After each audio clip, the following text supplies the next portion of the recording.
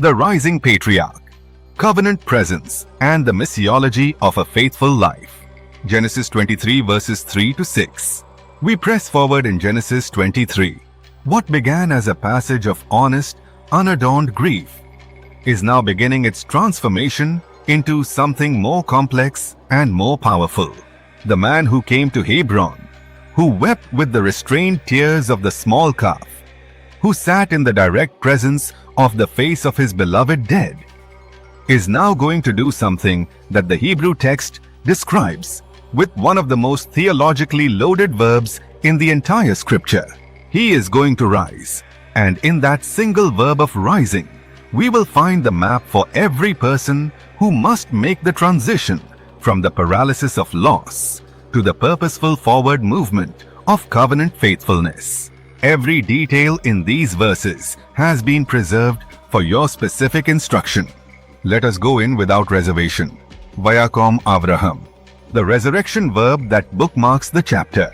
Vayakom Avraham me'al penei metho, and Abraham rose from before the face of his dead. The verb vayakom, from the root kum, to rise, to stand up from a position of lowness, is the single most theologically resonant verb in this entire chapter.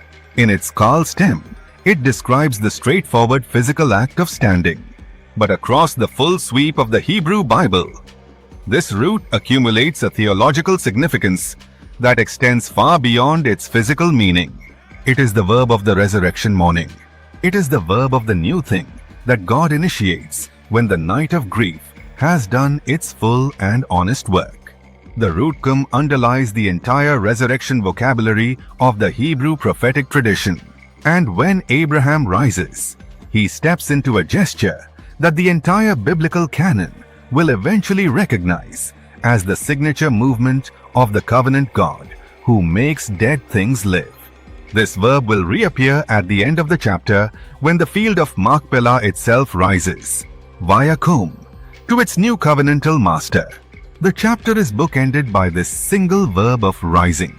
And everything between the two risings is the covenant journey from grief to inheritance, from loss to promise, from the cave to the field that surrounds it. Note the phrase with careful attention. Me'al penei metho, from before the face of his dead. The Hebrew al penei means in direct presence of the face of. Abraham was not sitting at a ceremonial distance from Sarah's body. He was face to face with his dead wife, in the ancient posture of complete covenantal presence and undivided grief. He did not look away from what had happened. He sat with it. He remained with it. And it is from this position, from the most complete and honest encounter with the reality of death that a human being can sustain, that he rises. The text does not say he rose because the grief was finished or resolved. The grief and the rising exist simultaneously in the same human being in the same moment. This is the pastoral truth this verse carries for every person navigating loss. You do not wait until grief is over before rising. You rise from within the grief. The covenant God does not ask you to leave your sorrow behind before He can use you. He asks you to rise from the middle of it. Chrysostom on rising, Augustine on holy detachment, John Chrysostom, the 4th century Archbishop of Constantinople, whose homiletical precision and pastoral depth remain among the great treasures of the patristic tradition. Observe that Abraham does not rise because his love for Sarah has diminished or his grief been replaced by something more spiritually elevated.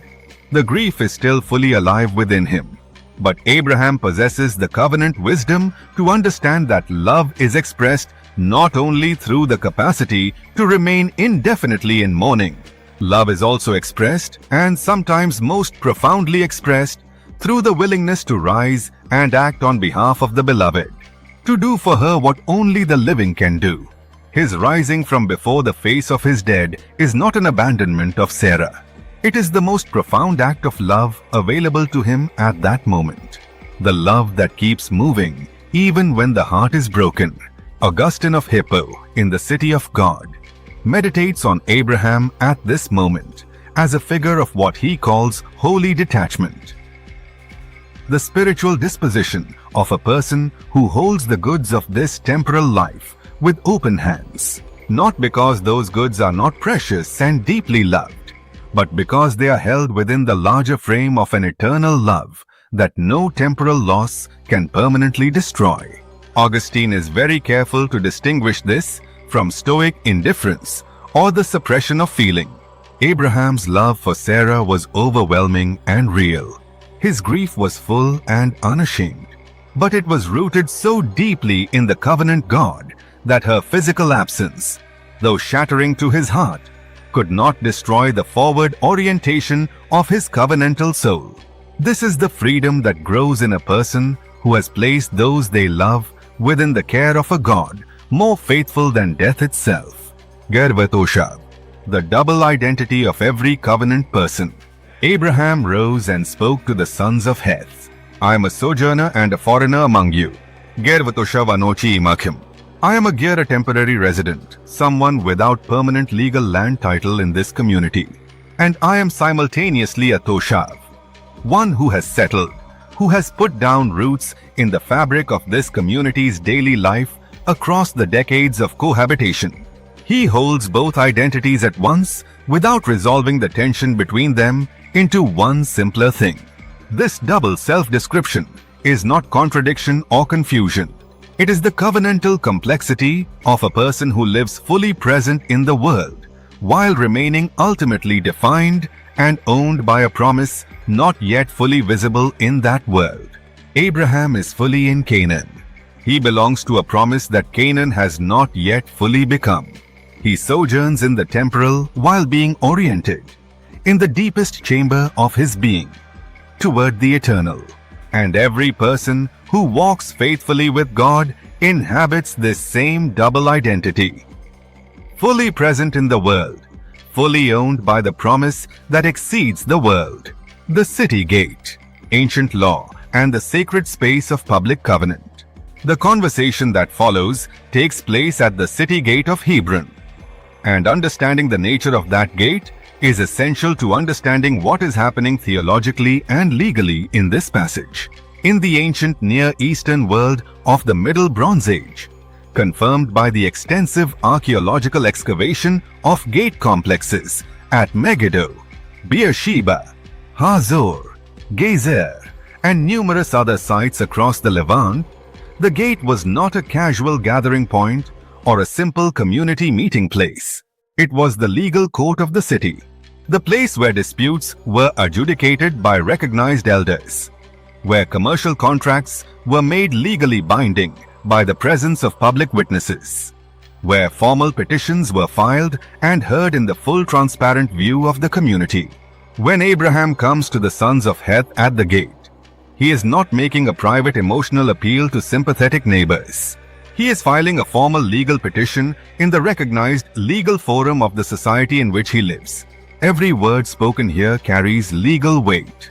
Every witness present is part of the living archive of what is about to take place. Nasi Elohim, a prince elevated by God himself. The sons of Heth respond, Hear us, my Lord. You are a prince of God among us. Nasi Elohim attah batocheinu. The word nasi comes from the root nasa, to lift, to carry, to be elevated. A nasi is a raised up one, a person elevated by a power greater than the community itself to a position of authority and responsibility that the community recognizes but did not itself create. And Elohim is the divine name. But pause on this. The sons of Heth are Hittites, members of one of the great civilizations of the ancient Near East, with their own sophisticated religious system centered on the storm god Teshub. And yet these people, looking at Abraham, do not see a regional tribal chieftain. They see a man who carries the presence of divinity in a way that the most elevated language of their religious vocabulary. The word Elohim is the only container approximately adequate for what they are perceiving. The Midrash Bereshit Rabbah teaches that the Shekhinah, the manifest divine glory, rested visibly on the face of Abraham. the same radiance that would later rest on the face of Moses after his encounters with God on Sinai. So powerfully that Moses had to veil his face before re-entering the community, was perceivable by the naked human eye on the face of the grieving patriarch at the gate of Hebron. Gregory Palamas would have recognized in this a profound instance of theosis at work in the visible world. Abraham, saturated by decades of covenant faithfulness, had been so thoroughly permeated by the uncreated energies of God that those energies became visible to the surrounding community in the quality of his presence and his bearing. John Chrysostom reflects on this Hittite recognition as a moment of missiology in its most powerful form. The covenant does not spread only through formal proclamation and organized religious activity. It spreads through the visible transformation of persons shaped by long years of covenant faithfulness. Abraham had simply lived among the sons of Heth for decades with integrity, generosity, and the long-term consistency of a man whose soul is oriented unwaveringly toward God. And they saw it, and they named it with the best language available to them. Mivchor Kavarainu, election language open to the covenant man. Mivchor Kavarainu Kvore Metecha. In the choicest of our burial places, bury your dead. The word Mivchor comes from the root bachar, the Hebrew verb for deliberate, discerning, purposive choosing. This is the same root as the divine election of Israel throughout the Torah. Bachar Adonai, the Lord chose. The language of election. The sons of Heth, who possess no formal theology of divine election, are using the very vocabulary of divine choosing to describe what they will open for Abraham. Their most carefully chosen, most honored, most sacred spaces, offered for the grief of a man they recognize as himself, chosen and marked by God. This moment is a fulfillment of Genesis 12, verse 3. In you, all the families of the earth shall be blessed. The blessing is not flowing only through formal religious channels. It is flowing through the quality of a life faithfully lived in the ordinary, daily, unglamorous terrain of the covenant day by day. The healing word. Your covenant life is more visible than you know. You are seen, not by the world on the world's terms, not by the metrics of social performance or public achievement, but you are seen by the God who lifts up the lowly, who plants the Shekhinah on the face of his faithful ones, and who makes the surrounding community begin to recognize the mark of something they cannot fully name but cannot deny. The life you are living with integrity, even in the seasons when no one appears to be watching.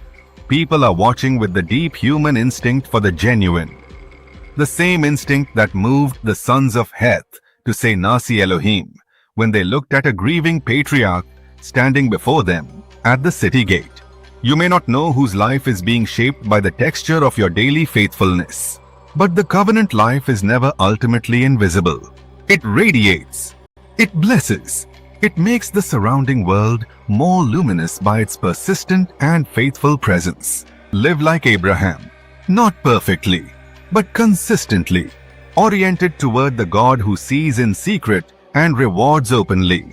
The community around you, even the community that does not share your convictions, will begin, in its own way and in its own language, to name the mark of heaven on your life. Share this with someone who needs to know their faithful life is making a difference in places they cannot see. Subscribe to continue this journey. Like this video and write to us at christforlife143@gmail.com. Stay tuned for the next video. Join us next time as we continue verse by verse.